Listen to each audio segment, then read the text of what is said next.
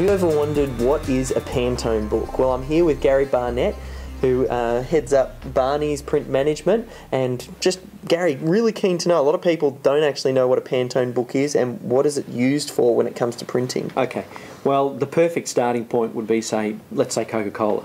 Everybody's heard of Coca-Cola, and what's their colour? It's red. It's red. Yeah. So, do you think Coca-Cola care about their colour brand and their consistency, and you reckon they're tough on it? I'd say they're very tough on it.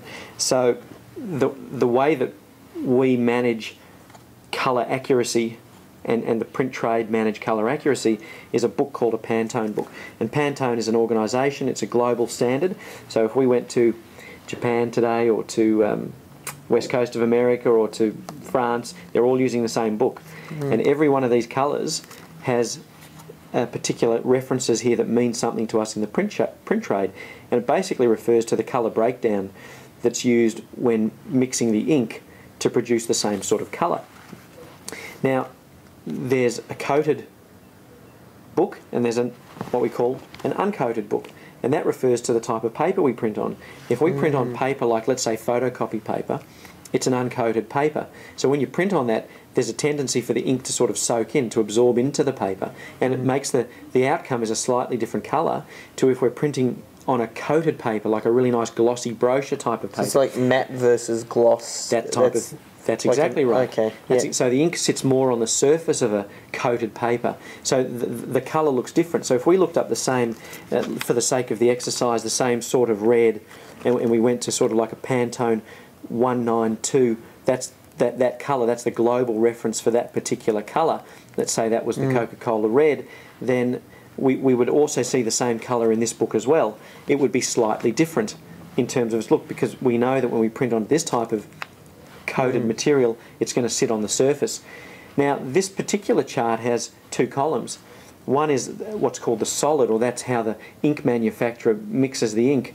The other column is what's called CMYK, and that's effectively the three primary colours plus black: cyan, magenta, yellow and black. And you may be able to see a little blue and a little magenta and a little yellow and a little black. Those three colours plus black mixed together makes millions of different colours. So a TV screen is made up of only three colours: red, green and blue, RGB. You wouldn't know that unless you walk right up close and eyeball the TV. You only see three colours. It's the same with printing. There's only four colours most of the time, and it's mixed to make this entire spectrum of colours. So if a corporate customer says to us, can you match our specific colour time and time again, we use this particular type of book to assist us. There is also another book that does the same type of thing, but this is all about metallic. This is about metallic colours. Can you print a metallic silver? Can you print a metallic gold? Or can you give me any one of these other metallic colours? So the graphic designer is the one, it was the origin of setting up those colours, but it's the printer's responsibility to use this appropriately and carefully to make sure that the customer's printed job matches their colours time and time again. Curious, I'm assuming then, because I have no idea, Pantone, are they a company then? Because I mean, they would need to make sure each one of these books, if it's going to be a global standard that everybody's using, they'd have to print them so they're all uniform? Fantastic question. Pantone is a company, and yes, they do. They do have to do that. And it as new colours are added to the spectrum as well, new books come out, so we have to keep on top of our game and keep up to date with it. But that's exactly right.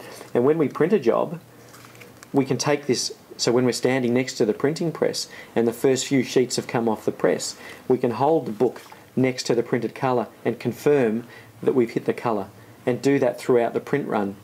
Yeah. It's just a line of insurance that we use, and it's one of the tools of our trade. Yeah. To make sure that we hit perfect printing. So if you want to learn how to talk the language of a printer and understand it a little bit more, why not head over to the Barney's website and find out a little bit more about what makes printing work, and try and make your job printing as easy as possible.